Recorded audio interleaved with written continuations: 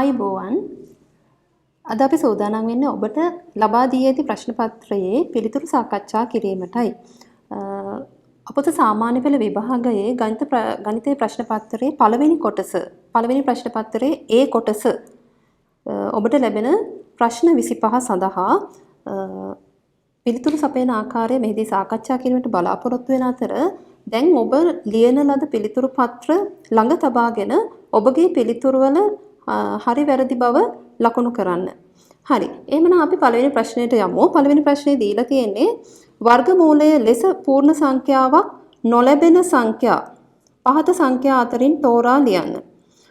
පූර්ණ සංඛ්‍යාවක් නොලැබෙන සංඛ්‍යා. එතකොට අපි දන්නවා පූර්ණ වර්ග සංඛ්‍යා අපි ඉස්සලාම තෝරගන්න ඕනේ 1 4 9 16 ආදී වශයෙන් ලැබෙන සංඛ්‍යා පූර්ණ වර්ග සංඛ්‍යා බව අපි දන්නවා. එහෙනම් මෙතනදී පූර්ණ සංඛ්‍යාවක් නොලැබෙන වර්ගමූලය ලෙස පූර්ණ සංඛ්‍යාවක් නොලැබෙන සංඛ්‍යා 10 9 12. වර්ගමූලයේ ලෙස පළවෙනි ප්‍රශ්නේ වර්ගමූලයේ ලෙස පූර්ණ සංඛ්‍යාවක් නොලැබෙන සංඛ්‍යා පහත සංඛ්‍යා අතරින් තෝරා ලියන්න. එතකොට ඔයගොල්ලන්ට දීලා තියෙන උත්තර ටික 4 16 10 9 12. අපි පූර්ණ වර්ග සංඛ්‍යා විදිහට ගන්නේ 1 4 9 16 25 ආදී වශයෙන් ලැබෙන සංඛ්‍යා. එතකොට මෙතන අපිට දීලා තියෙනවා 4 9 16 මේ සංඛ්‍යා තුන වර්ගමූලය ලෙස පූර්ණ සංඛ්‍යා ලැබෙන සංඛ්‍යා. එහෙනම් අපේ පිළිතුර වෙන්න ඕනේ 10 12. 10 සහ 12. හරි. එතකොට මේ ප්‍රශ්නෙට ඔයගොල්ලන්ට ලකුණු දෙකක් ලැබෙනවා. ඊළඟට දෙවෙනි ප්‍රශ්නය රූපයේ දී ඇති දත්ත අනුව x හි අගය සොයන්න. අපිට ත්‍රිකෝණයක් දීලා තියෙන රූපයේ විදිහට. එතකොට අපි දන්නවා ත්‍රිකෝණයක අභ්‍යන්තර කෝණ ABC ත්‍රිකෝණයේ මේ පාද දෙක සමානයි කියලා දීලා තියෙනවා. A කෝණය x කියලා ලකුණු කරලා තියෙනවා. B කෝණයේ අංශක 50යි. අපි එතකොට දන්නවා ත්‍රිකෝණයක අභ්‍යන්තර කෝණවල ඓක්‍ය අංශක 180යි. එහෙමනම් අපිට x අගය හොයාගන්න පුළුවන් AB සමානයි AC වෙනකොට අපි ත්‍රිකෝණ සම්බන්ධ ප්‍රමේයන් වලින් සමාන පාදවලට සම්මුඛ කෝණ සමාන වන නිසා මේ කෝණය ලකුණු කරගන්න පුළුවන් අංශක 50යි කියලා. එහෙමනම් x කෝණයේ අගය හොයන්න අපිට මෙන්න මේ විදිය සමීකරණයක් ලියා ගන්න පුළුවන්. සමානයි 180යි. එහෙමනම් x වල අගය 50යි 50යි 100යි. 100 ධන x සමානයි 180යි. එහෙනම් x අගය අංශක 80යි. x අගය අංශක 80යි. මේකෙදි මේ ගානට ලකුණු දෙකක් ලැබෙනවා. පිළිතුරු නිවැරදි නම් ලකුණු 2යි. ඊළඟට ඕගොල්ලෝ මෙන්න මේ සමීකරණය ලියලා තියෙනවා නම් 50 ධන x සමාන 180 සමීකරණය හෝ මේ අවස්ථාව ලියලා තියෙනවා නම් එක ලකුණක් ලැබෙනවා. එහෙම නැත්නම් අවසාන පිළිතුරම ලියලා තියෙනවා නම් ලකුණු 2යි. හරි. අපි තුන්වෙනි ප්‍රශ්නයට යමු. තුන්වෙනි ප්‍රශ්නේ තියෙන්නේ වෘත්තාකාර තහඩුවක වර්ගඵලය වර්ග මීටර 44කි. එම ආස්තරයෙන් කපාගත් කේන්ද්‍රයේ කෝණය අංශක 90ක් වූ කේන්ද්‍රික ඛණ්ඩයක වර්ගඵලය කීයද? ඔව්. තුන්වෙනි ගාන වෘත්තාකාර තහඩුවක් අපිට දීලා තියෙනවා. මේකේ වර්ගඵලය දීලා තියෙනවා වර්ග මීටර 44යි. එම ආස්තරයෙන් කපාගත් කේන්ද්‍රයේ කෝණය අංශක 90ක් වූ. එතකොට අංශක 90ක් නම් මෙන්න මේ විදිහ කොටසක් තමයි අපිට ලැබෙන්නේ. කපාගත් කේන්ද්‍රයේ කෝණය අංශක 90ක් වූ කේන්ද්‍රික ඛණ්ඩයක වර්ගඵලය කීයද? එතකොට අපිට මේකේ වර්ගඵලය සම්පූර්ණයෙන්ම හොයන්න අවශ්‍ය නැහැ. සම්පූර්ණ තහඩුවේ වර්ගඵලය දීලා තියෙනවා. අපි දන්නවා වෘත්තයක කේන්ද්‍රය වටා කෝණවල අගය අංශක 360යි. 360යි නම් මේක සමාන කොටස් 4කට බෙදුනම තමයි එක කෝණයක් අංශක 90ක් වෙන්නේ. එහෙමනම් මෙතන මේ විදිය සමාන කොටස් 4ක් තියෙන නිසා මේ එක කොටසක වර්ගඵලය හොයන්න මේ මුළු වර්ගඵලය 4න් බෙදන්න පුළුවන්. එතකොට මේ කොටසේ වර්ගඵලයේ විදිහට අපිට ලැබෙනවා වර්ග මීටර 11යි. එතකොට ඒකෙදිත් ඕගලන්ට ලකුණු දාගන්න පුළුවන්. ලකුණු 44 බෙදීම 4 කියලා අරන් තියනවා නම් එක ලකුණක් දාන්න. අවසාන පිළිතුර අරගෙන තියනවා නම් ලකුණු 2යි. හරි. ඊළඟට අපිට තියෙන්නේ 4 වෙනි ප්‍රශ්නය සමීකරණයක් විසඳන්න තියෙන්නේ. x ධන 1 බෙදීම 5 සමානයි 2. මේකෙදි අපිට x කියන x හි අගේ තමයි හොයන්න තියෙන්නේ. එතකොට හරයේ තියෙන 5 අපි මුලින්ම ඉවත් කරගන්න ඕනේ. x ධන 1 බෙදීම 5 ඉවත් කරගන්න නම් එයාගේ විරුද්ධ ගණිත කර්මය යොදා ගන්න ඕනේ ගුණ කිරීම 5. මේ පැත්ත 5න් ගුණ කරනකොට අපි මේ පැත්තත් 5න් ගුණ කරනවා. 5ට 5 කැපිලා ගියා. x ධන 1 සමානයි 10යි. ධන 1 ඉවත් කරන්න ඕනේ. ඍණ 1යි x සමානයි 9. පිළිතුර x සමානයි 9. එතකොට මේ විදිහට විසඳන්න ඕනේ. එතකොට මේ ප්‍රශ්නෙටත් ඕගොල්ලන්ට ලකුණු 2ක් ලැබෙනවා. එහෙනම් අපි 5 වෙනි ප්‍රශ්නෙට යමු. මල්ලක් තුල එකම තරමේ රතු සහ වෙනත් වර්ණවල බෝල 10ත් 20ත් අතර සංඛ්‍යාවක් ඇත. රතු සහ වෙනත් වර්ණවල බෝල 10ත් 20ත් අතර සංඛ්‍යාවක් ඇත.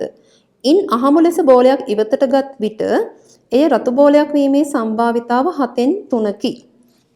අපිට දීලා තියෙන එතකොට මේ 5 වෙනි ගාන රතු බෝලයක් ලැබීමේ සම්භාවිතාව 7න් 3යි. මල්ල තුල තිබූ මුළු බෝල සංඛ්‍යාව කීයද? දැන් අපිට දීලා තියෙනවා බෝල ඔක්කොම තියෙනවා 10ත් 20ත් අතර. එහෙනම් අපි දැනගන්න ඕනේ මෙතන මේ දීලා තියෙන්නේ සම්භාවිතාවේ සරලම ආකාරය කියලා. 10ත් 20ත් අතර ගාණක් එන්න නම් මේකේ අනිත් තුල්්‍ය භාගය අපි ලියා ගන්න ඕනේ හරයයි ලවයයි දෙකම දෙකෙන් ගුණ කරලා. 7 වරක් 2 14යි 3 වරක් 2 6යි. එහෙනම් 14න් 6ක් වෙනවා රතු බෝල ලැබීමේ සම්භාවිතාව. එහෙමනම් මේ මල්ල තුල තිබ්බ මුළු බෝල සංඛ්‍යාව 14යි. පිළිතුර 14යි. එතකොට මේකට ලකුණු 2ක් ලැබෙනවා. 5 වෙනි ගාන 5 3 වෙනි බලය සමානයි 125.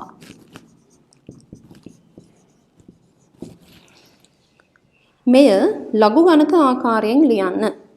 එතකොට අපි දන්නවා දර්ශක සහ ලඝු ගණක පාඩමේදී අපි මේක ඉගෙනගෙන තියෙනවා. ලඝු පාදය එනවා 5 125 සමානයි 3. ලඝු පහේ පාදයට 125 සමානයි 3. ඒකට ලකුණු 2යි. ඊළඟට 7 වෙනි ගාන 7 වෙනි ගානේ රූපයේ දැක්වෙන චතුරස්‍රයේ සමාන්තරාශ්‍රයක් වීමට තිබිය යුතු අවශ්‍යතාවක් ලියන්න.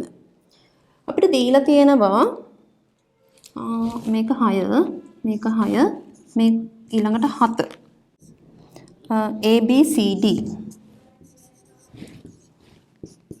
චතුරස්‍රයේ මෙන්න මේ පාද දෙක සමාන්තරයි කියලා දීලා තියෙනවා. එහෙමනම් මේක සමාන්තරාශ්‍රයක් වීමට නම් සම්මුඛ පාද යුගල සමාන්තර නම් චතුරස්‍රයක සම්මුඛ පාද යුගල සමාන්තර නම් අපි දන්නවා ඒ චතුරස්‍රයේ සමාන්තරාශ්‍රයක් වෙනවා.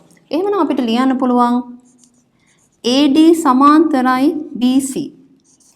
AD සමාන්තරයි BC. ඒ වගේම තමයි තවත් එක අවස්ථාවක් තියෙනවා සම්මුඛ පාද යුගලයක්. සම්මුඛ පාද යුගලයක් සමාන හා සමාන්තර වෙනකොට අපි ඒ චතුරස්‍රයත් සමාන්තරාශ්‍රයක් විදිහට සලකනවා. එහෙමනම් අවශ්‍යතා දෙක තමයි AD සමාන්තරයි BC හෝ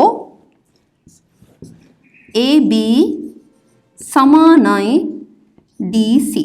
මෙන්න මේ උත්තර දෙකෙන් එකක් හෝ තියෙනවා නම් ඕගලන්ට ලකුණු 2ක් ලැබෙනවා. හරි.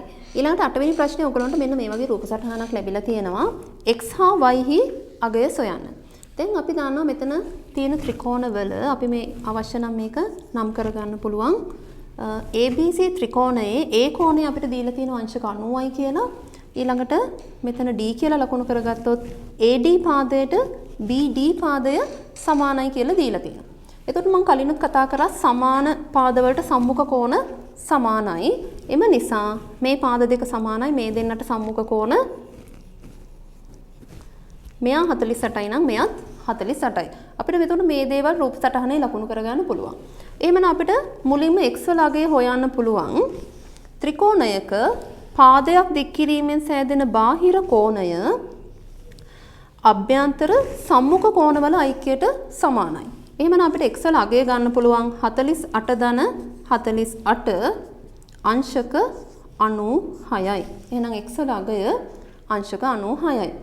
ඊළඟට අපිට තියෙන්නේ y වල අගය හොයන්න. y වල අගය හොයනකොට ABC ත්‍රිකෝණයේ අභ්‍යන්තර කෝණ ඓක්‍ය සලකන්න පුළුවන්. එහෙනම් අපිට සමීකරණයක් ලියා ගන්න පුළුවන් මේකේ අභ්‍යන්තර කෝණ වල ඓක්‍යයෙන් මෙතන 90යි 48යි y. 90 ධන අංශක 48 ධන y සමානයි 180යි. එවනම් අපිට මේ සමීකරණය විසඳන්න පුළුවන්. y සමානයි 180 ඍණ 90 ධන 48 138යි. 180 138ක් ගියාම අංශක 42යි. y කෝණයේ අගය එනවා අංශක 42ක්. x කෝණයේ අගය එනවා අංශක 96ක්. එහෙමනම් එතකොට මේ එක පිළිතුරකට එක ලකුණ ගානේ ඕගොල්ලන්ට ලැබෙනවා ලකුණු දෙකක්. හරි. අපි ඊළඟ ප්‍රශ්නෙට යමු. 9 වෙනි ප්‍රශ්නය. සුළු කරන්න. 9 වෙනි ප්‍රශ්නේදී අපිට තියෙන්නේ බීජීය භාග සුළු කිරීම. x යට 4යි a ඍණ y ධන x යට 2යි a ධන 4යි y. හරි. මේ සමීකරණය විසඳනකොට සජාතීය පද එකට සුළු කරන්න ඕනේ. එතකොට y පද තියෙනවා x යට a පද තියෙනවා.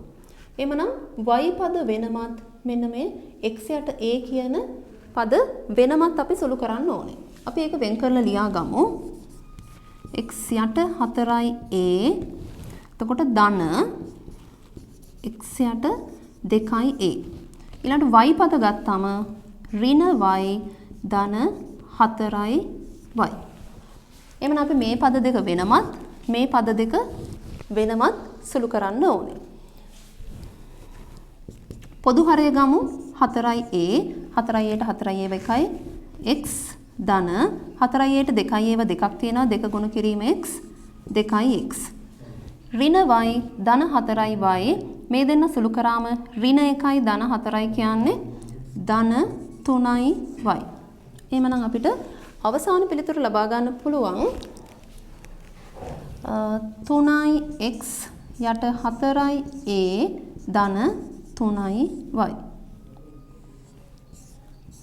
මේකෙදි තව කෙනෙක්ට පුළුවන් මෙන්න මේ පද දෙකේ තියෙන පොදු පද ඉවත් කරලා සාධක සහිතව ලියලා දක්වන්න. එතකොට 3 වාරයක් x යට 4යි a ධන y. මේ පිළිතුරු දෙකම නිවැරදි. එතකොට මේ පිළිතුරෙන් මොකක් හෝ පිළිතුරක් තියෙනවා නම් ලකුණු දෙකක් ලැබෙනවා. හරි. 10 වෙනි ප්‍රශ්නේදී අපිට මෙන්න මේ වගේ රූප සටහනක් ලැබිලා තියෙනවා. වෘත්තයක කේන්ද්‍රයේ සිට යා කරන රේඛාව AB ජායේ මධ්‍ය ලක්ෂයේදී මුණ ගැහිලා තියෙනවා E කියන ලක්ෂයේදී. එතකොට අපි මේ රූප සටහන දැක්ක ගමන් මේකට අදාළ ප්‍රමේය මතක් වෙනවා. වෘත්තයක ජායේ මධ්‍ය ලක්ෂයට කේන්ද්‍රයේ සිට ඇඳි රේඛාව ලම්බකයි. එතකොට මේ ගානේ දීලා තියෙන O කේන්ද්‍රයේ වෘත්තයේ AB ජායකේ AE සමානයි EB. පළවෙනි ප්‍රශ්නෙන් අහන්නේ OE සහ AB අතර සම්බන්ධතාවය කුමක්ද? OE සහ AB අතර සම්බන්ධතාවය තමයි OE ලම්බක වෙනවා ABට. එතකොට අපිට ලියන්න පුළුවන් OE ලම්බකයි AB. මේක අපි ප්‍රමේයයෙන් තමයි ගන්නෙ. ඊළඟට ඒකේ දෙවෙනි කොටසේ අහනවා පහත ප්‍රකාශනයේ හිස්තැන සම්පූර්ණ කරන්න. OB වර්ගය සමානයි OE වර්ගය. OB වර්ගය මෙන්න මේ OB රේඛාවේ දිගේ වර්ගය OE රේඛාවේ වර්ගය. එතකොට අපිට මේ ඍජු කෝණීය ත්‍රිකෝණය දැක්කම මතක් වෙනවා පයිතගොරස් ප්‍රමේය යොදාගෙන මෙන්න මේ සම්බන්ධය සම්පූර්ණ කරන්න පුළුවන්. OB වර්ගය සමානයි OE වර්ගය කර්ණයේ වර්ගය සමානයි ඉතිරි පාදවල වර්ගයේ එකතුවට.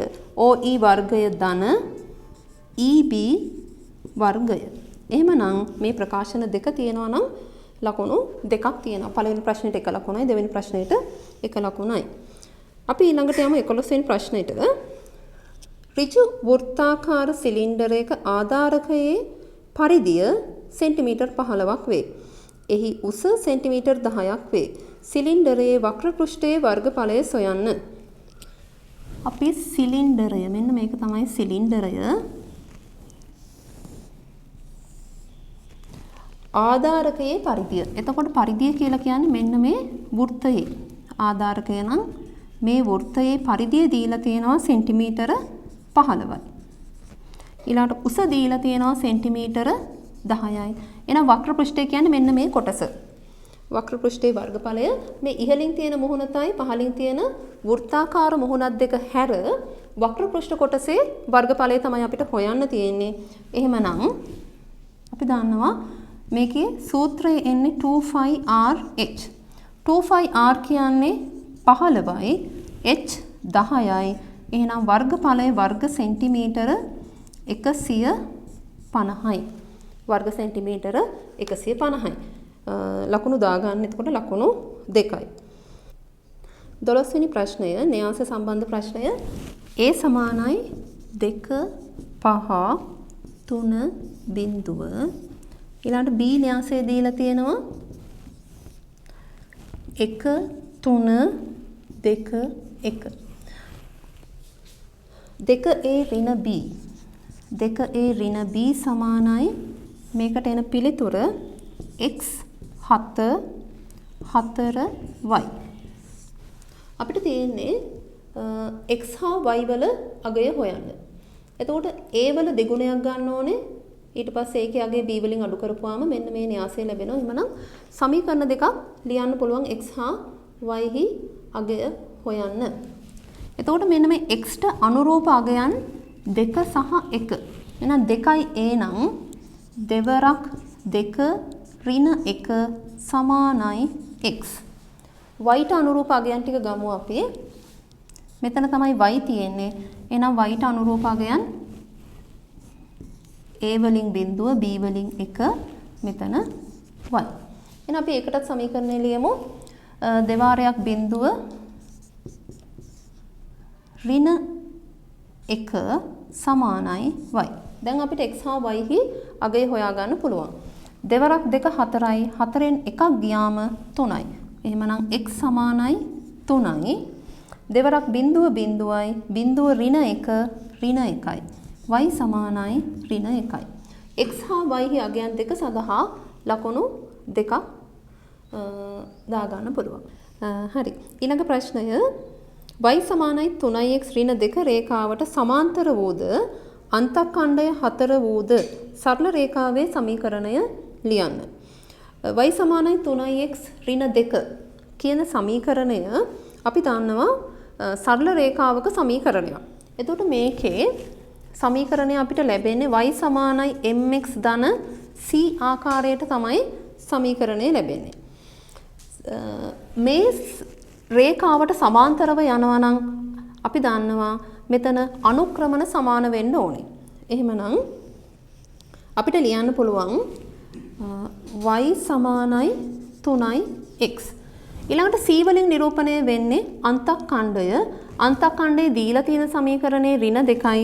නමුත් අලුත් සරල රේඛාවේ සමීකරණයේ අන්තඛණ්ඩය ධන 4. එහෙනම් අපිට සමීකරණය ලියන්න පුළුවන් 3y සමානයි 3x ධන 4. 14 වෙනි ප්‍රශ්නය රූප සටහනක් ලැබිලා තියෙනවා. රූපයේ AD සමානයි සෙන්ටිමීටර් 8 සහ AD සමානයි සෙන්ටිමීටර් 8 සහ AB සමානයි සෙන්ටිමීටර් 10 වේ. දී ඇති තොරතුරු අනුව AC පාදයේ සහ DE පාදයේ දිග සොයන්න.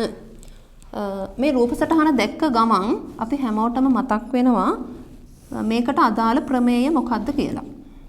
මේ විදිහට ත්‍රිකෝණයක් තියෙනවා. ABC ත්‍රිකෝණයේ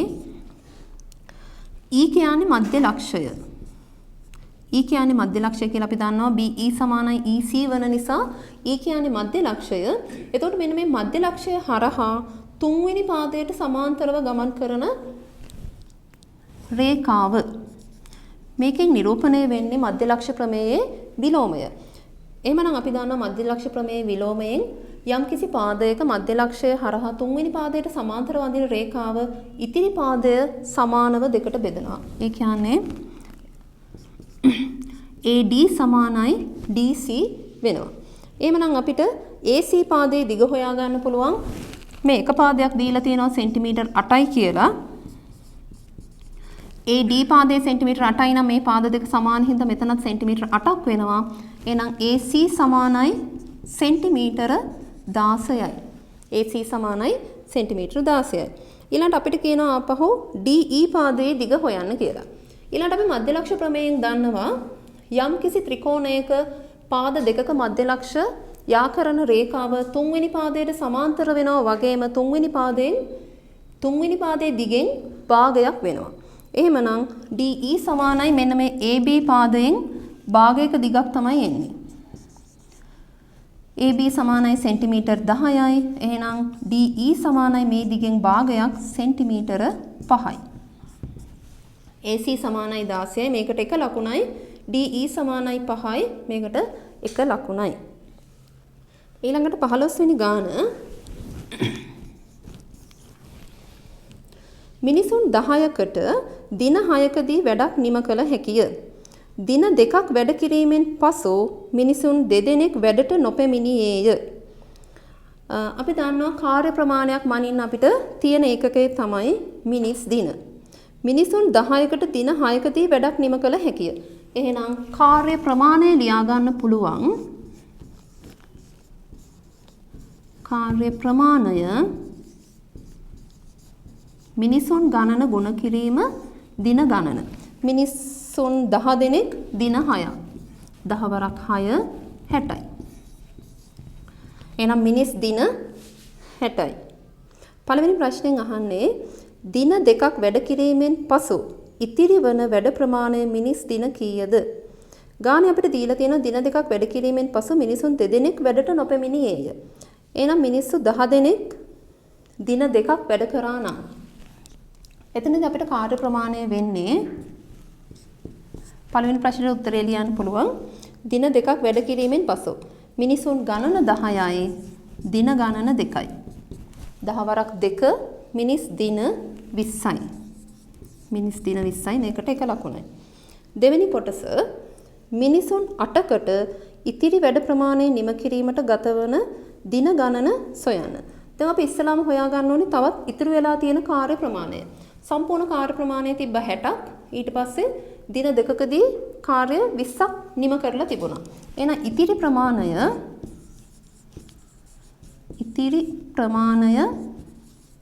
60 අඩු කිරීම 20. 60 අඩු කිරීම 20 40යි. දැන් මිනිස්සු ඉන්නවා 8 දෙනෙක්. එහෙනම් අවශ්‍ය දින ගණන අපිට හොයන්න පුළුවන්. 40 බෙදන්න ඕනේ 8ෙන්.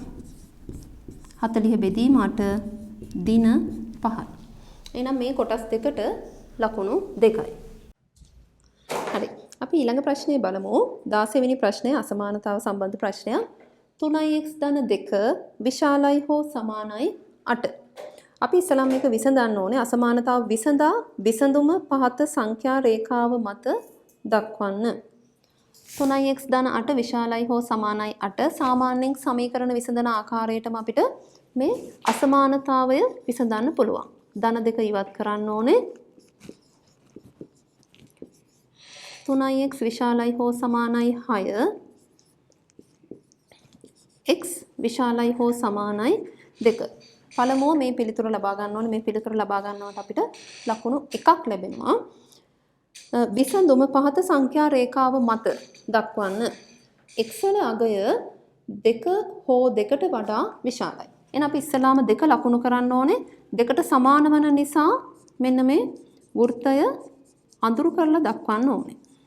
ඊළඟට x වල අගය 2ට වඩා විශාලයි නම් 3 4 5 අගයන් තමයි වෙන්න ඕනේ. එහෙනම් මේ පැත්තට අපි තද රේඛාවක් ඇඳලා මේකේ විසඳුම් ටික දක්වන්න පුළුවන්. රූපයේ දැක්වෙන ත්‍රිකෝණ ප්‍රිස්මයේ එක් ඍජුකෝණාශ්‍රාකාර මුහුණක් ඇඳ ඇත. ඉතිරි ඍජුකෝණාශ්‍රාකාර මුහුණත් දෙක මිනුම් සහිතව ඇඳ දක්වන්න. අපි රූප සටහන අඳිමු. 17 වෙනි ප්‍රශ්නය.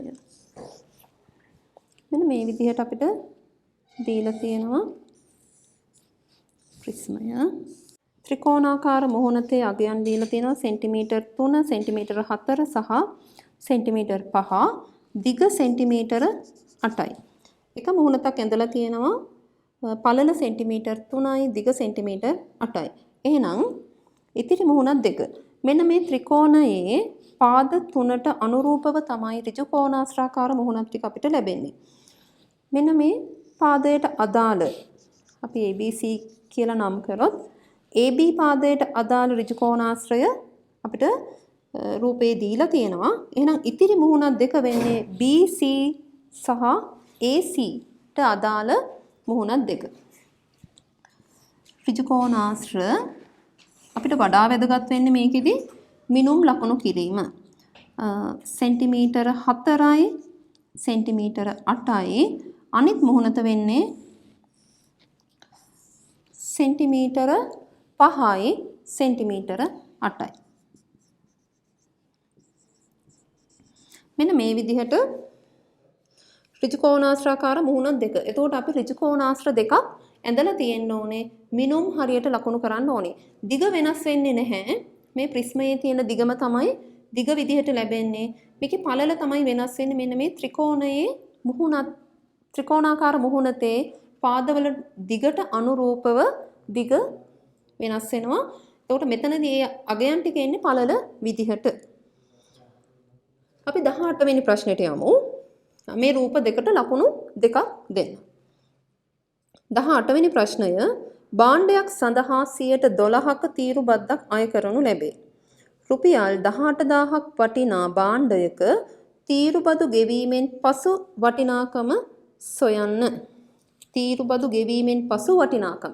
එතකොට අපි ඉස්සලාම තීරු බද්දේ අගය ගණනය කරන්න ඕනේ 18000ට රුපියල් 18000ට 100ට 12ක් 18000ට 112ක් ගණනය කරන්න ඕනේ.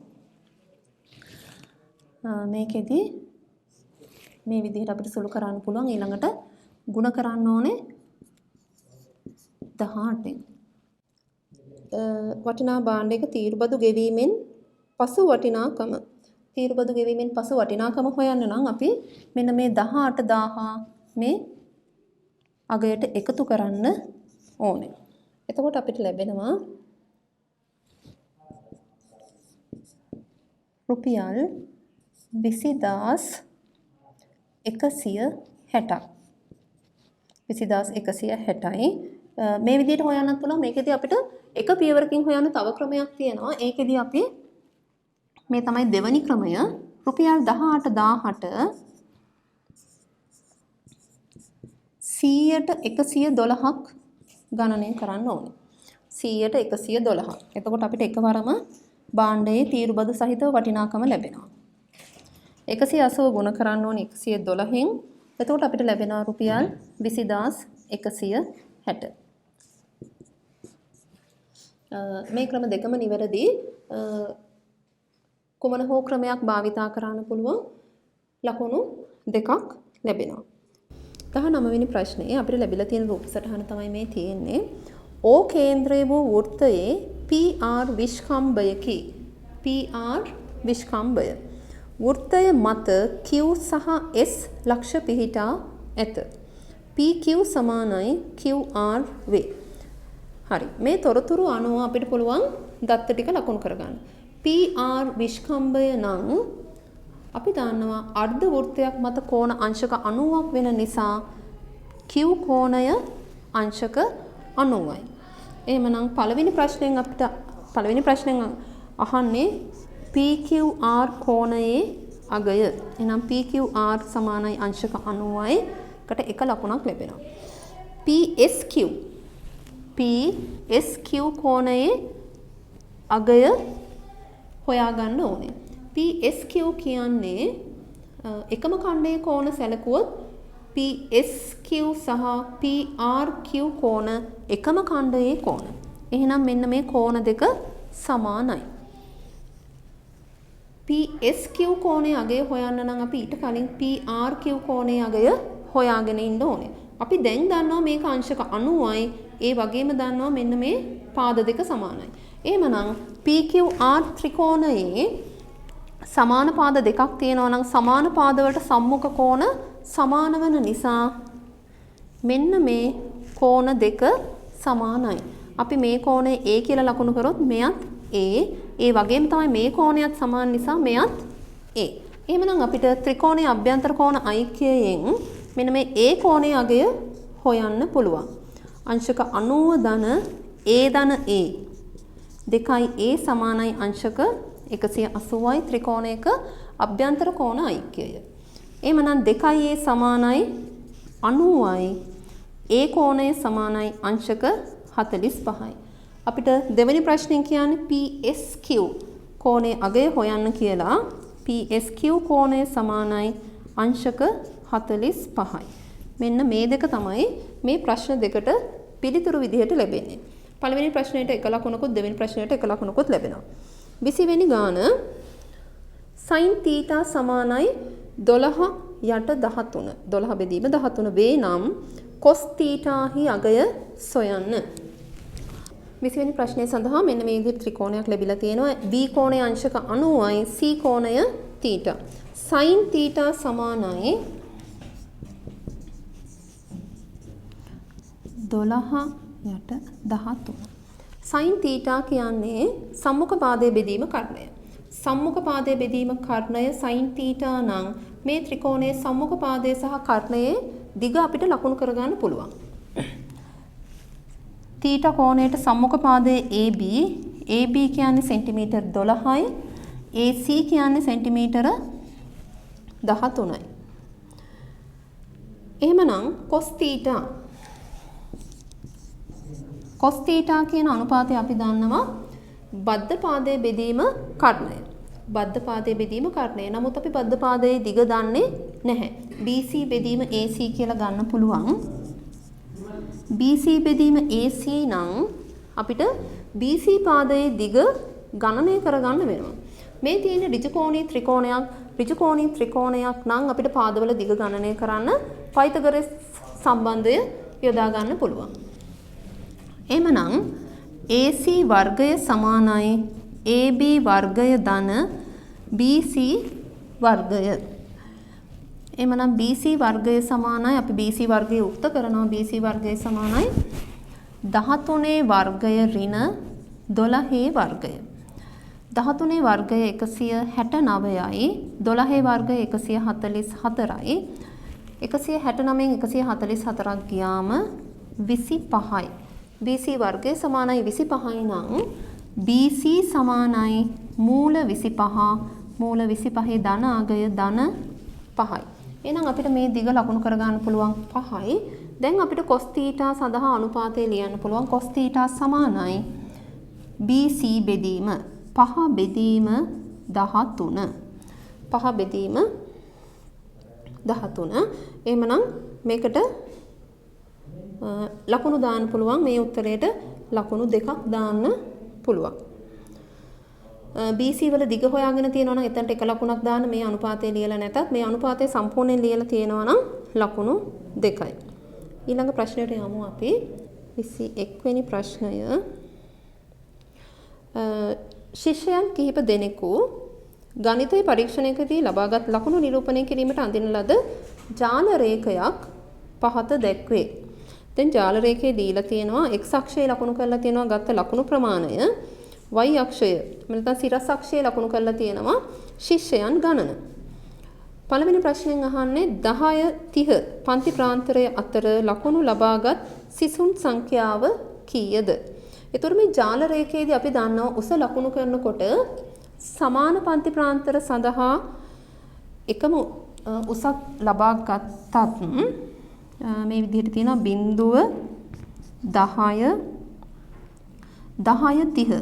මෙතනදී පන්ති ප්‍රාන්තර දෙකක් අරගෙන තියෙනවා. මේකෙදි උස දීලා තියෙනවා 10යි. බිංදුව 10 අතර අපිට උස දීලා තියෙන්නේ 5යි. එතකොට මෙන්න මේ පන්ති ප්‍රාන්තර දෙකක් අරගෙන තියෙනවා නම් මෙතනදී අපි මේකේ සැබෑ ශිෂ්‍යයන් සංඛ්‍යාව ලබා ගන්න නම් මේ දීලා තියෙන අගය දෙකෙන් ගුණ කරන්න ඕනේ. පන්ති ප්‍රාන්තර දෙකක් තියෙනවා නම් මේක දෙකෙන් ගුණ කරන්න ඕනේ. පන්ති ප්‍රාන්තර තුනක් ලබාගෙන තියෙනවා නම් ඒ අගය 3ෙන් ගුණ කරලා ලබා ගන්න ඕනේ. එහෙමනම් 10 30 අතර ලකුණු ලබාගත් සිසුන් සංඛ්‍යාව ලකුණු කරලා තියෙන්නේ 10 නම් අපේ පිළිතුර වෙන්න ඕනේ ඒකේ දෙගුණය 20යි. සිසුන් සංඛ්‍යාව 20යි. පරීක්ෂණයට පෙනී සිටි මුළු සිසුන් සංඛ්‍යාව. ඒකේ දෙක කොටස අහනවා පරීක්ෂණයට පෙනී සිටි මුළු සිසුන් සංඛ්‍යාව. අපි එතකොට මේ එක එක පන්ති ප්‍රාන්තරයේ සඳහා පන්ති ප්‍රාන්තර වලින් නිරූපණය වෙන සිසුන් සංඛ්‍යාව එකතු කරන්න ඕනේ. බිංදුව 10ත් අතර නිරූපණය වෙනවා 5 දෙනෙක්. 10ත් 30ත් අතර නිරූපණය වෙනවා 20 දෙනෙක්. 30ත් 40ත් අතර නැවතත් 5 දෙනයි. 40ත් 50ත් අතර 15යි. මේ තමයි මුළු ශිෂ්‍ය සංඛ්‍යාව.